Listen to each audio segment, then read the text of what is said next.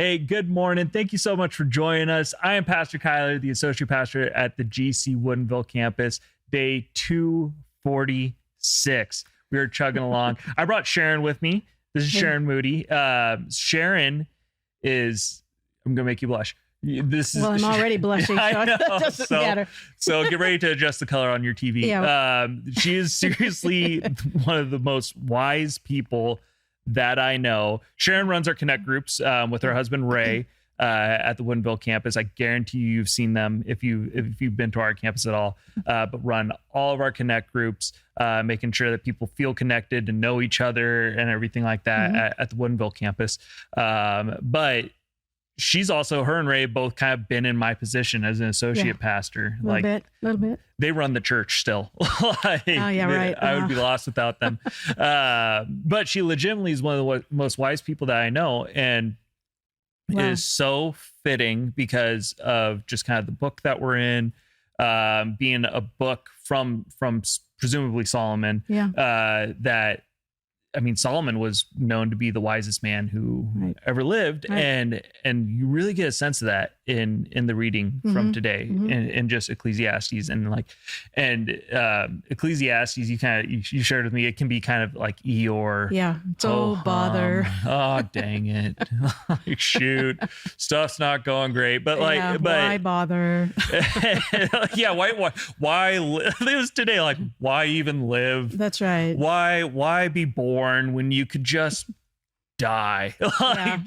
Die. And you'd be happier. You'd be happier. You'd be happier if you work and then you do live and you work so hard your whole life for what? Because then you die and it's all gone, and then other people spend your money. That's right. But which is funny. Like, it is so true, but it's still it like reading or listening for me. Is kind of like, you don't get too sad about it. You don't get too bummed out if you focus on the perspective that it really brings. The verses that kind of stood out to me, it was one, it's just the things that I remember. Like how a poor person, no matter how hard they work, always sleeps well at night. Yeah. And I'm like, man, I've had some poor times in my life, and I also remember not sleeping very well. That's right. But I also think, like, man, a rich person can afford a sleep number. Like, have you ever slept on a sleep number? I think the Bible's got this wrong. Yeah. But I don't know what perspectives do you think this brings? My favorite verse stood out was, I had to write it down because I've got an old brain. I don't know about all the wisdom stuff, but in chapter 6:6, it says, he might live 1,000 years twice over, but not find contentment. And to me, that's the whole thing about Ecclesiastes, is that it's full of, not unlike Proverbs, it's full of a message. Same author, by the way. Behind the message. And you kind of have to look past the face value, the what's up front there, and say, okay, what is it that he's trying to say? It's like, oh yeah, you might as well just give up. You might as well just, go ahead and die. What's it worth? It's all just chasing after the wind, etc. Yeah. But it really isn't that. There's something that he's saying, and he's saying contentment is what we're looking for. And contentment comes from perspective. Yeah. If you've got the right perspective, if you've got God as your center, if you're a Jesus follower, then you've got his perspective on everything. And we need to be in the world. Yeah, we need to be doing these things. We have to make money, to live and all that stuff. But if we have his perspective, then the contentment. In fact, I remember years ago when I was in college, I found this little funky store, and in there was this card, and on the front of the card it said, contentment is not the fulfillment of all that you want. It is the realization of how much you already have. Soak this up, please. Like, really. Yeah. It's funny too. This is an Old Testament book. This is before people realize God's master plan. There's prophecy of Jesus coming already, and people were kind of trying to understand what was going to happen. And to me, it's, with all the why live stuff, why live.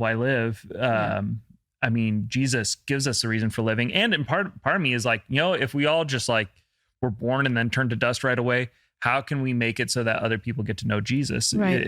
And that's where New Testament comes in. That's right.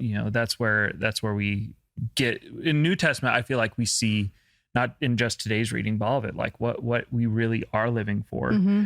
And the fact that we can live with content lives.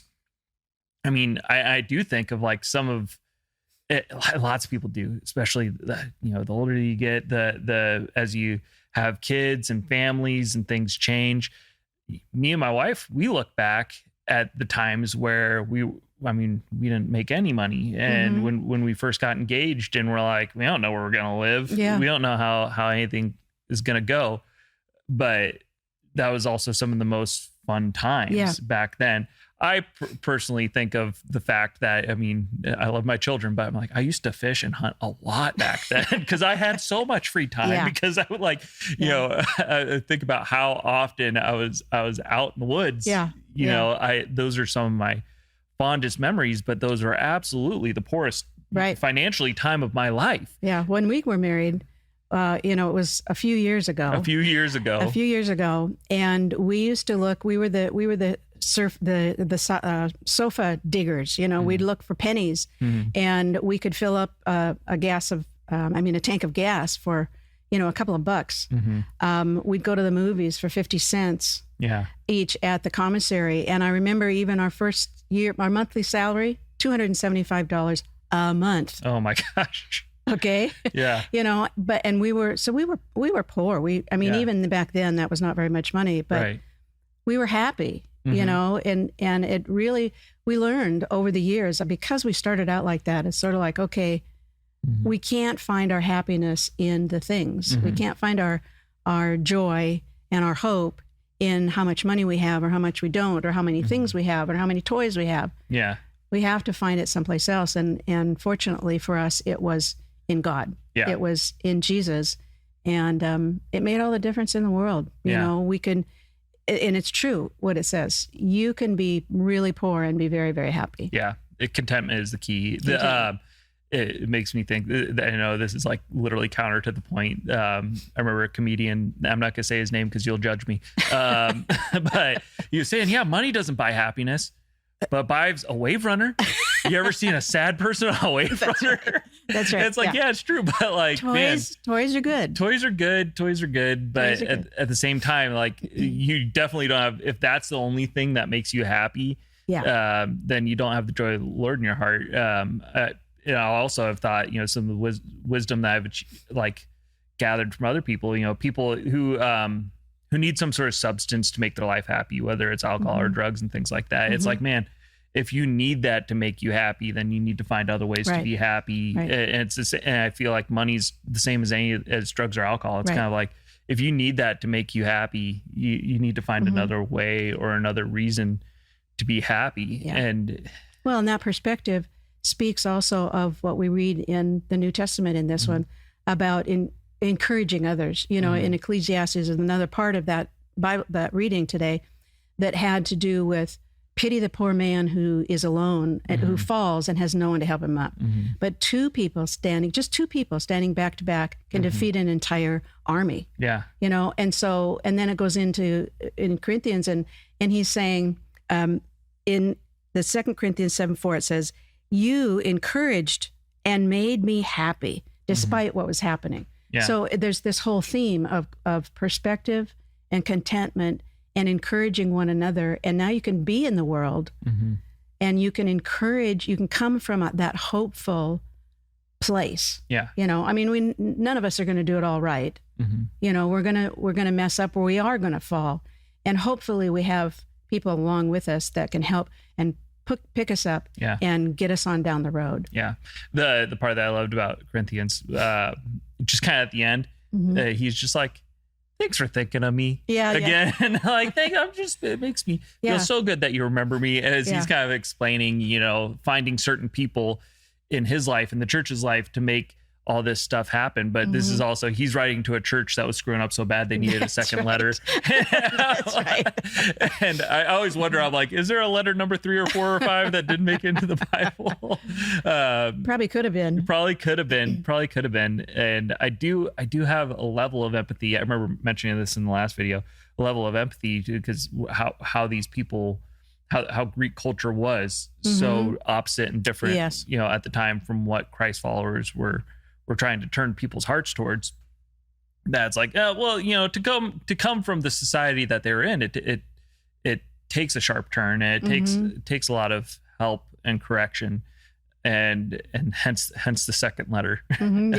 But sure. It's so much it's not by chance that when we're doing these readings, how the Old Testament lines up with the New Testament, it's definitely not by chance. This is God speaking to us. This is God telling us that, man, we need some perspective. Yeah. Well, in that reading, that part of that second letter, it was so, it was almost like very directive, don't hang out with these people and don't do that and don't do this. But again, if you twist that around a little bit, well, what should we be doing? And again, it comes back to that perspective, encouraging one another, being content. And then like I said, we can be in the world. We can rub shoulders with the world. We have to, if we're going to have any kind of a message, we have to. We can't stand apart and point fingers and hide away someplace. We have to be there, and we have to be able to have a message that's different than what the world gives. Somebody told me once that if, as a Christian, if you hear somebody curse or say something foul and it kind of startles you, you're not hanging out with enough non-Christians. It's true. It's so true. Like, the point is to not fall into it yourself, or whatever the rest of the world is doing yourself. Right. But I mean, make sure you're spending time with people, intentional time, and make sure that the influence is traveling the right direction. Exactly. That the influence isn't traveling back towards you. And that's where you have to be intentional. When I was a youth pastor, I would try to explain the word intentional to like 5th or 6th graders. And I would always say on purpose living, right? Make sure you're doing the right on purpose living so that the influence is traveling the right direction.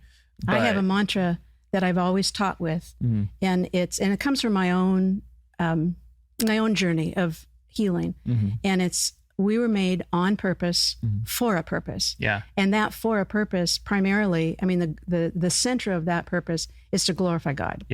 Whatever it is that we're doing, wherever we're at, I don't think he really cares how we walk it out, whether we're, a hunter or a teacher or whatever. If we're doing it for him, then I think he's happy. And think back to Genesis. Think about why we were made. God didn't want to be alone. God wanted us to be with him and in his presence. And I mean, all the Ecclesiastes, why live or die? I mean, we live for that purpose. There's the whole reason that we were created, but let's live that life with that perspective, with the perspective of how we were created and why we were created. We were created by a creator who loves us so deeply that he died on the cross for us. Absolutely. Just so that we could be that much closer to him. That's the perspective that I need today. So, hey, thank you guys so much for joining us. Stay on track, stay with it. Thank you to the wisest person that I know. Oh, please. Wisest person in the room always. But we'll see you guys tomorrow. Have a great week. Thank you. Bye.